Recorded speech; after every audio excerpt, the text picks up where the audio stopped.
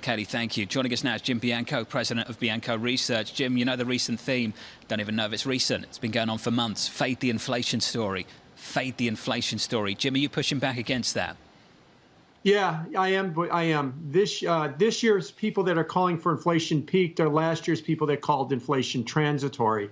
And it goes to a broader theme in the market that there's a very difficult understanding of what inflation is. Look, the chairman was right. We understand now what little we understand about inflation, and the same thing applies to Wall Street. And the story continues that inflation is a problem, and it's going to stay a problem.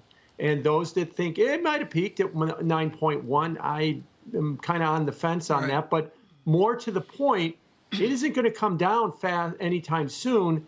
And the Fed's going to have no choice but to stay aggressive. And the last thing is, I still think that all the talk about whether we're in a recession, and I happen to think we are, is of secondary importance. What's of primary importance is inflation. If it doesn't come down, the Fed's not going to stop. And in a recession, I don't think it's going to stop them. Jim Bianco, your beloved Cubs are going back to the 1970s and their level of mediocrity through the baseball season. In the 70s, we were all nominal. You allude in your research note to the idea of nominal inflation analysis, nominal GDP analysis, the nominal analysis of corporate revenues in a new inflation world. Discuss that.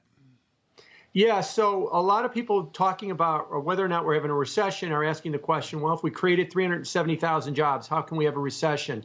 If we've got a bunch of positive economic reports, how can we have a recession? The answer is not whether or not it's positive or negative. Is it faster than the inflation rate? And the answer for a lot of this is no, it's not. And that's why the first quarter GDP was negative. And that's why you're hearing more and more calls, including the Atlanta Fed GDP, for the second quarter GDP to be negative. Yes, on a nominal basis, it will have expanded. It just won't beat the inflation rate. And that gives you negative real growth. And that is the very definition of a recession.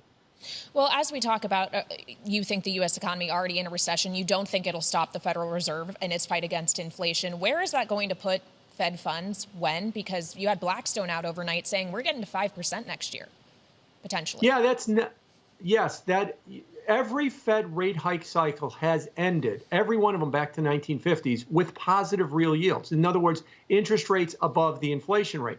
Now, that doesn't mean we have to go to 9% on the funds rate. The inflation rate will come down, but we have to see the funds rate go above the inflation rate. Now, take Wall Street. Wall Street's most optimistic scenario is that the PCE rate, which is about 0.5% lower than CPI, will hit 4% by the end of next year. Well, that's going to put the funds rate over 4, maybe near 5. So I think people have to realize that rates have to go a lot higher. Now, the only thing that changes that is if we have a bad recession, and that kills demand and that brings down prices quite a bit, but then we have a bad recession at that point. So I don't see the idea of a September pause or the Fed is done after July as being in play right now unless something dramatically turns south in the economy. Jim, I'll give you a final word. The ECB tomorrow.